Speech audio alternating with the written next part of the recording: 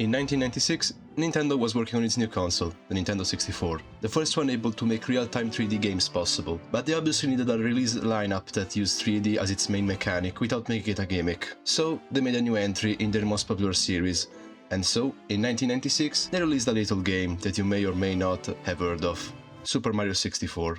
You could zoom in, zoom out, change angles. Super Mario 64 was in no way the first 3D game, the PS1 came out 2 years earlier, and wasn't even the first 3D platformer, but it was the first one to perfect it. You see, in my opinion, character movement is the first thing to get right in any game, but especially in 3D platformers. And the characters in those first 3D platformers just moved in a way that was too stiff. That's also the reason for why Babsy 3D was like that. And Mario 64 was the first game to just feel good to play. I mean, just think about all the moves that Mario could perform. You had your normal jumps that you had in every Mario game up until that point, but you could also punch, wall jump, dive, ground pound, backflip, long jump, somersault, do a second, a third jump that boosts your jump height every time you jump. And I mean, that's a lot to do with just 3 buttons, but it just works. But there are 2 things which I also love about this game. One is that, let's say that it's your first time playing the game, just like I was when I was 5. You are getting the stars in the first level, Bob on Battlefield, and then you get to star 5. Here, the game requires you to get the wing cap, which you still can't get at that point in the game. You could try using the cannon to get through all the circles, but good luck getting through the ones that don't render. And so, with my dreams of getting another stunning Bob on Battlefield crushed, I wandered around aimless. Wait a second, what's that?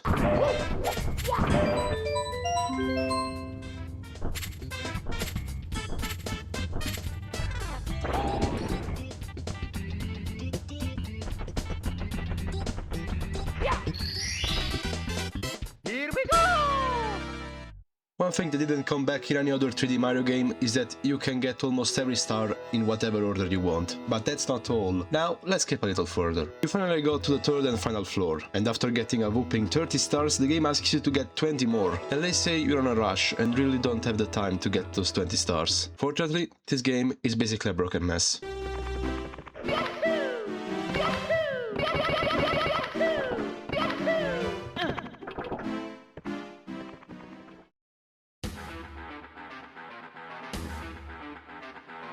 Speedrunning is the act of trying to beat a game as fast as possible. It originally started getting traction in the mid-90s thanks to fast-paced shooters like Doom or Quake, and it rapidly spread to other genres of games, like platformers, and speedrunners love Super Mario 64. On speedrun.com, it's almost always in the top 10 most active games. What it just saw was a glitch, an oversight by the developers. They never thought about putting a limit cap to the negative velocity that you can get while going backwards. And that's how you are able to clip inside the door. Speedrunners, using things like bugs, glitches and oversights, are able to complete the game by not collecting a single star in a little bit more than 6 minutes. The gaming industry started accommodating this new way to play games, doing things like showing how much time you took to finish a level, or even the entire game, and that includes platformers, like the Sonic games. Although, one strange thing about Super Mario 64 is that after you go through that door, there is another door that requires 80 stars, but it still opens, leading to an infinite staircase. A staircase that can be BLJ'd on. Just like if the developers knew what they were doing.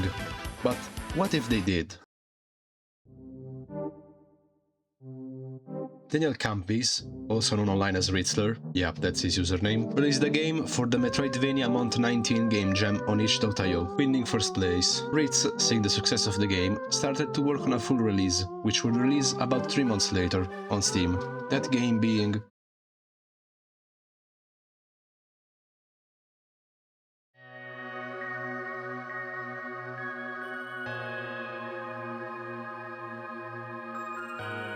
Now, I heavily suggest playing the game before continuing with the video, even if I'm going to talk about one of my playthroughs of the game. Trust me, it will make more sense later. Plus, it's like €6 on Steam, and for a 2-hour game, it ain't that bad. In case you're just interested in the story, or at least my interpretation of it, you can skip this part, even if it's like most of the video. So, let's get a new save file and start the game.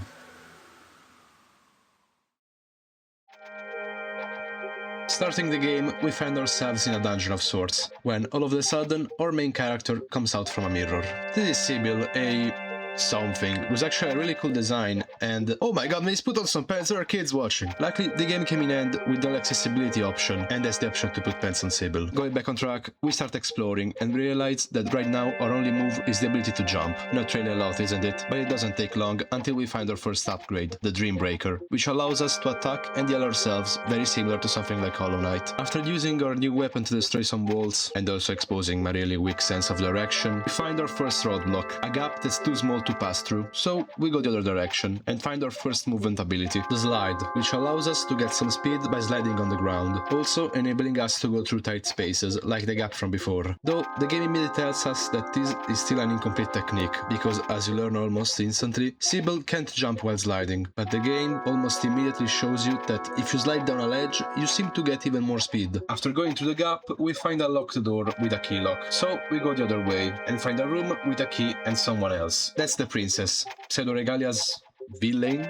It seems like it, since when we approach her, she disappears and leaves us with the game's first boss. Strong guys, not so difficult fight, also because fighting isn't the main focus of the gameplay. That though makes the player learn some important information about fighting enemies, mainly that getting hit by some attacks may cause Sybil to throw away the Dream Breaker, making it impossible to attack without grabbing it back. So, after defeating Strong guys, we finally unlock the door and find ourselves in the first real area of the game, Castle Sansa. And from here, well, the game lets you free. You can now go explore wherever you want. The only real locks here are the doors with locks. Just remember to go right at the first checkpoint that you find if you have the same sense of direction as me. And the game reflects that by presenting you with a split path, which shall lead to different areas. At the middle of the path, you also find another upgrade, Indignation, which gives you more power based on how much levels you have. Levels who are also used for healing. So, as I was saying, here is where the game splits. A player may go to the right, another may go to the left, or like me, go forward. And the game doesn't force you in a direction. So, eventually, while exploring a little, I find the exit to the castle and find myself in the empty bailey. There, I first find a key by going through a small gap, and then see a light coming from one of the buildings in the main plaza. And after doing some precise jumps, I'm able to slip inside the building and find the solar wind, which allows me to jump while sliding. This not only allows me to cover more ground with a jump at the cost of some height, but it also allows me to do probably one of the most common tricks in any video game possible, the bunny hop.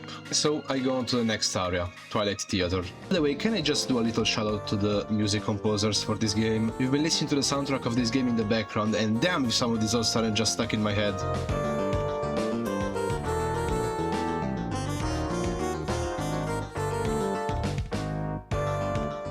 So my Twilight Theater doesn't last long, since after finding these bubbles that trap you in mid-air, allowing you to air dash, I find myself in a room that seems impossible to go through, at least with my current abilities. Until I had an idea. I got on top of the door frame and chained a slide with a bunny hop, allowing me to mix the height of the normal jump and the reach of a slide jump. Remember the trick I had to pull to get through here, okay? So after passing through, I find myself back in Castle Sansa and decide to use the key I found before to open one of the locked doors, and find myself in Sansa Keep. Here I find another key, and I immediately use it on a locked door. After exploring some more, I find a new ability, the Sunsetter, which is basically a ground pound, though it also allows you to jump as high as a backflip by jumping at the same time as you land on a ground pound. Here you also find probably the most annoying type of enemy in the entire game, the living statues. They have the same moveset as the strong guys, just about 100% more annoying, since they really like to blend in with the normal statues around the game. And also, when you defeat them, they leave their sword to attack on its own, and you have to defeat that too. After going forward and finding myself back in a new zone of the Twilight Theater, and after realizing that I can sit in this game, I make my way towards a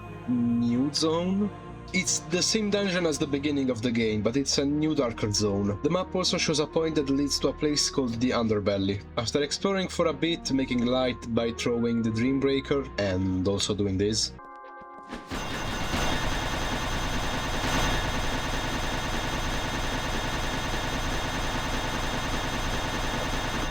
I throw it in a pit and it just disappears. After panicking a little, I jump in the pit as well and spawn at the entrance. So I decide to make my way back to the empty bailey, and with my newfound ground pound, I finally cross this bridge. It was bugging me since I first left the castle, though I don't fully cross it because I see a lever, so I go press it and decide to explore this area. Here I find a little rundown shack with a hole that leads me to Oh, the underbelly. That's where I wanted to go in the first place. The music here is kinda creepy, but it slaps. Here I find two statues, and one of them is comically small. Of course, if one of the two is living one, it has to be the big one. God fucking damn it, Ritz. This motherfucker gave me the worst time of my life. Because you say, well, it's small, so it's probably nerfed. It's just harder to hit. It has the same reach as a normal statue, its Earthbox, it's like 70% smaller. Also, when you kill it, it drops its sword. And that's small too! As I was saying, after exploring for a bit, I find myself back in Sansa Keep and find a really weird room with the same texture all over and a single NPC with the same texture. That when you talk to says, yeah, this. And after that weird experience, I find a passage that leads me back to Castle Sansa. Here I get a key that I wasn't able to reach before and immediately use it on a locked door, revealing a time trial. They are completely optional and only give you an outfit as a reward, but I love customization in video games, so as soon as I complete the time trial, I immediately equip it. There's a time trial for every zone in the game, and I won't get all of them here, so just in case you were wondering, here are all the outfits. My favorite is the purple one.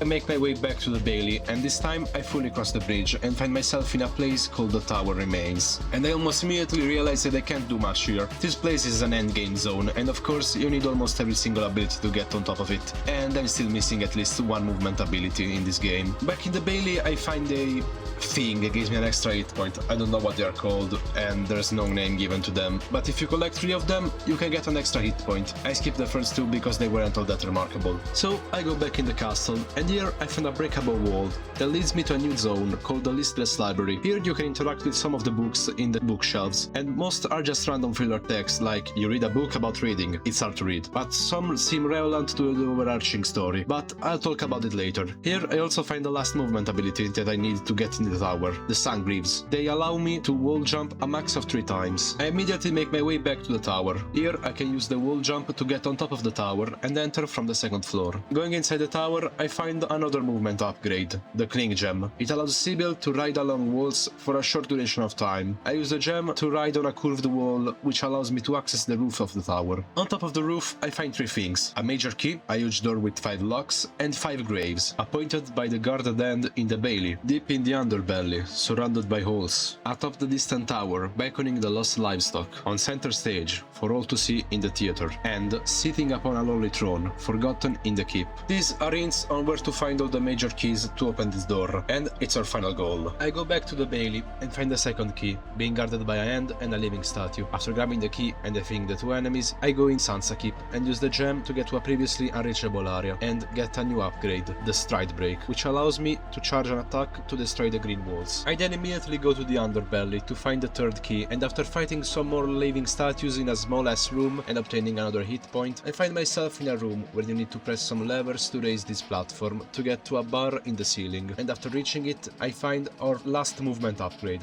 Ascendant Light, which allows Sybil to bounce off enemies and objects when attacking them. Continuing to the path, I find myself back in the dungeon, this time finding a shortcut that leads me to where the game started. I eventually find my way in the main entrance of the theater. Here, I find a lot of NPCs moving around the main lobby of the theater. Apparently, all the goatlings, that's what they're called, hid in the theater to avoid, you know, the rest of the castle full of murderous monsters. But apparently the theater is also full of aids. After entering from above the main gate, I find myself in the main stage of the theater, and sitting in the middle, trapped inside a cage, I find my 3rd key. To open the cage, I need to press the 3 levers that are on top of the stage, and together I need to take 3 different paths. In one of the paths, I find the final upgrade of the game, Soul Cutter. It enhances the charge attack, allowing it to fire a projectile, which can also be aimed by pressing the right thumbstick. By the way, I love this part of the theater where you go outside of the castle and realize just how high up you are. After pressing all the levers, I finally free and get the 3rd key, and head my way back to Sansa Keep, and... Hold it!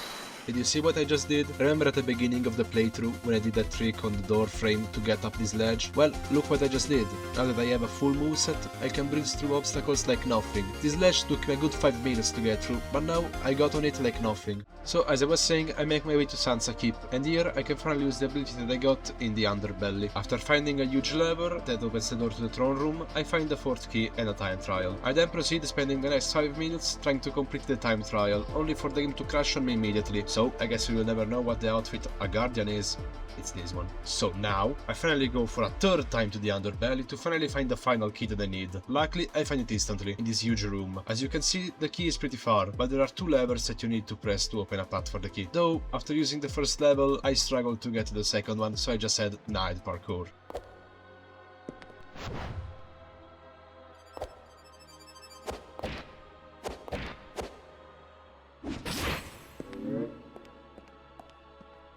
So, after getting all of the keys, I make my way to the top of the tower, jumping around like a goddamn maniac, and so I forgot to open the door for the inside, didn't I? So, after going in through the roof and getting my favorite outfit, without the game crashing this time, I finally use the keys to open that huge door.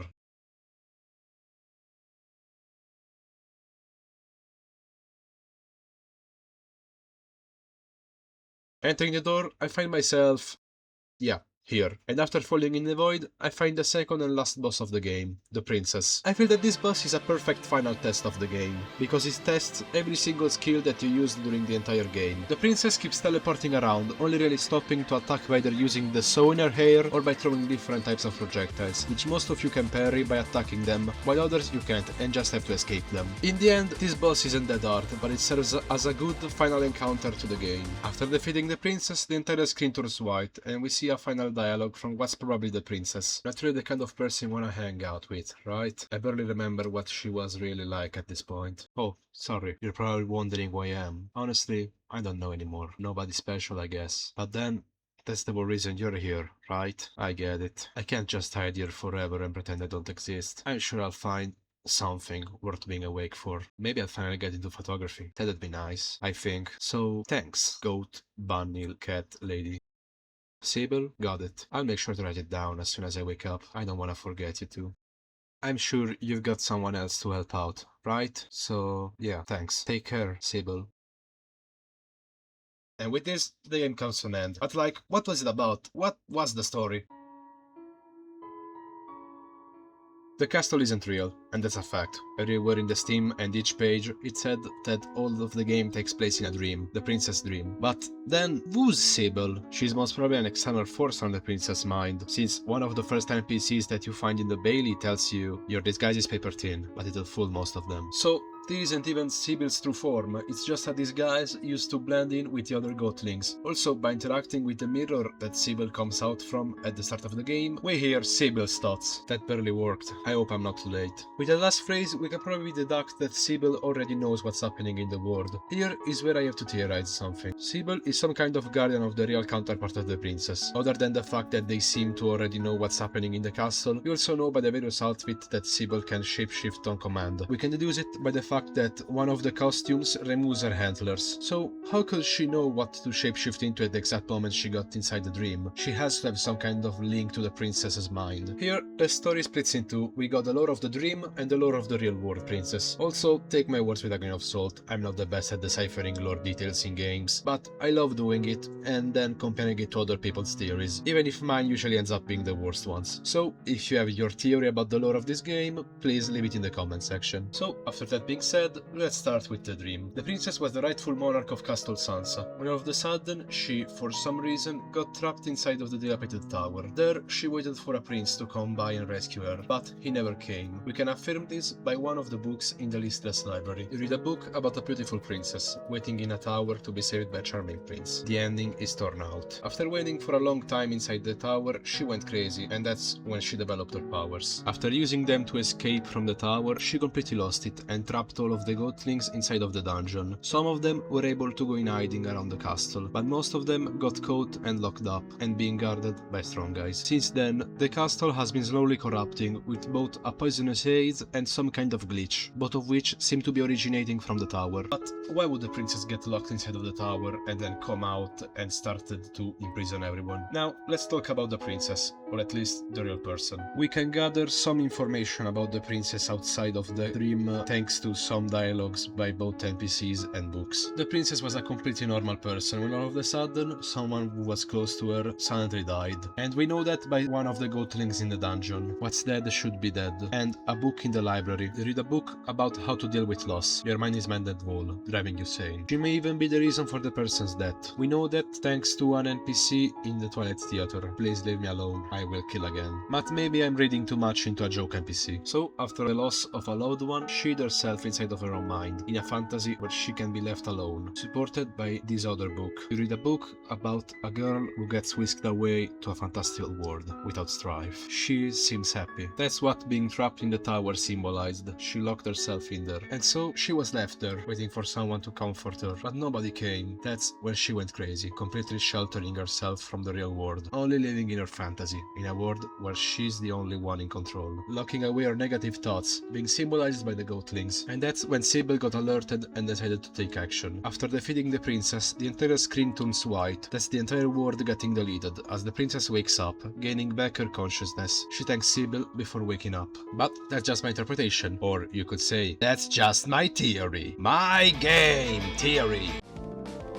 Pseudoregalia just feels good to play. It has a very complex movement system, but one that doesn't feel overwhelming. One thing that I love about this game is the fact that, as I've already said, you can obtain almost every ability in whichever order you want. And if at the start of the game you find yourself in a completely different path, you'll have to find different ways to get through obstacles that seemed like nothing in the first playthrough. Think of it like playing a game's randomizer, where you have to completely rethink how you tackle the game because your moveset is completely different from the usual one. Talking about randomizers, shout out to Organic Spuds on Nexus Mods for the Pseudoregalia randomizer. I love it, you can literally randomize everything. I mean, what do you mean you can randomize chairs? And once you get every single movement upgrade, it just feels the best. All of the moves that you've gotten through the game start chaining together and you start moving like a maniac all around the map. Every single surface seeming like it's there to give you a chance to get even more momentum. Think of it like Insomniac's Spider-Man. Sometimes I just open the game and start swinging around. Same thing here, just that instead of swinging, I'm jumping everywhere and using abilities to get in places that I thought I wasn't even able to reach. There are also some tricks that you can do that the game just doesn't tell you, like a trick that I learned while doing research for this video, where you can throw the Dreambreaker and kick it in midair to throw it at a nearby enemy, one-shotting most normal enemies. And there are probably a lot more things that I have never even seen about this game, even if I've been playing it for 2 years.